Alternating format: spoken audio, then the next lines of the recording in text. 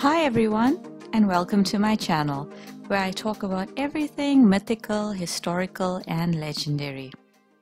Today I'm heading over across the Atlantic to the USA for quite a bizarre tale that is yet to be solved. In the early 1940s, while the rest of the world was embroiled in a devastating world war, the little town of Pascagoula in Mississippi was suffering its own suburban terror in the form of a home invader who terrorized the residents, especially those with a particular hair color. It all began on 5th of June 1942. At a Catholic girls' school late one night, two girls, Mary Evelyn Bridges and Edna Heidel, woke to find a strange man in their bedroom. A few tresses of their long blonde hair had been cut. In the words of Mary Evelyn, "I saw the figure of a kind of short, fat man bending over me with something shiny in his hand, and he was fooling with my hair. When he saw me, opened my eyes, he said, 'Shh,' and I yelled and he jumped out the window." A few days later, a 6-year-old girl named Carol Petey found the screen of her window cut and locks of hair missing. In June, a Mrs. Taylor reported that 2 inches of her new perm were cut while she slept. She stated that she had a vague feeling of something passing over her face. She woke up feeling very ill. Investigating police believed he used chloroform to keep them asleep while he cut their hair. So far, the intruder's MO was just to cut a few locks while his victims slept. None of those mentioned thus far were injured.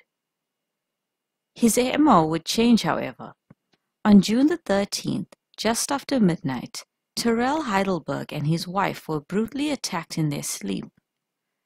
The assailant used an iron pipe to beat the couple, but luckily they survived the attack. They were both unable to get a good look at the man. This intruder was assumed to be the same man responsible for all the other attacks, and dubbed by the newspapers as the Phantom Barber. The town of Pascagoula became gripped by fear, and the police even offered a reward for the capture of the Phantom Barber.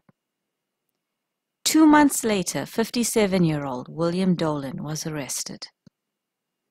Witnesses had apparently seen Dolan leaving the Heidelbergs' home at the time of their attack.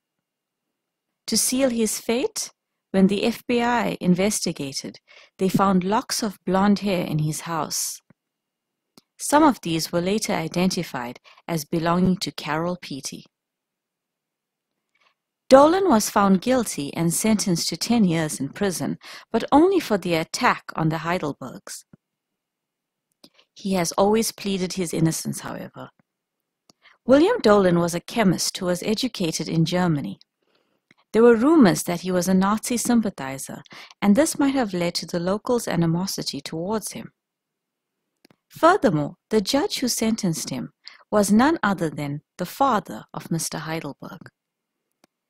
Taking all this into consideration, many do believe that Dolan was innocent of being the Phantom Barber. After 6 years in prison, the governor of Mississippi ordered that Dolan take a lie detector test. He passed the test, and the governor had him released in 1951. The one thing that struck me as odd was the sudden change in MO by the attacker. If you watch as many crime shows as I have, you would probably hear that a criminal very rarely changes his or her habits.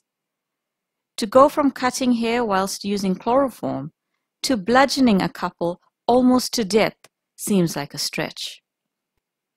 Also, in the accounts I have read, no distinct mention is made that Dolan did take any hair from Mrs. Heidelberg.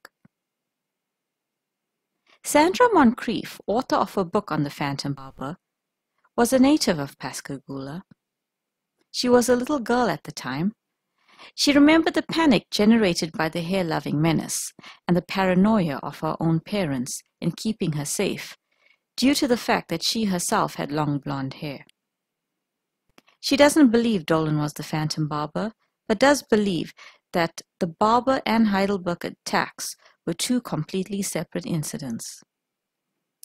In an interview she did with Southern Mysteries, she explained that Dolan had a slightly strange accent and often made comments about his sympathies with the Nazi government. She believes that this made him a scapegoat, especially in the midst of World War II.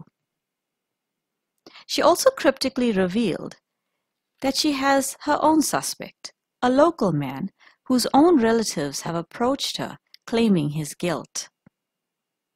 The reason, she says, the haircutting incidents had stopped after Dolan was arrested was because, coincidentally at the same time, this unnamed man had been enlisted in the army.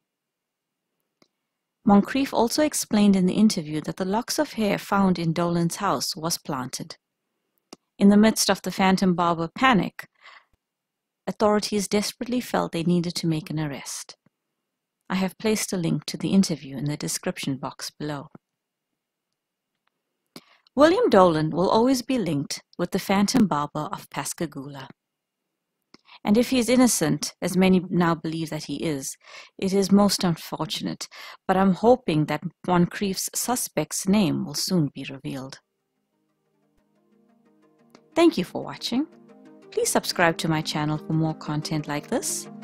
And if you're on Twitter, you can join the conversation there too. I'll put up the handle up on screen now. Until next time, goodbye.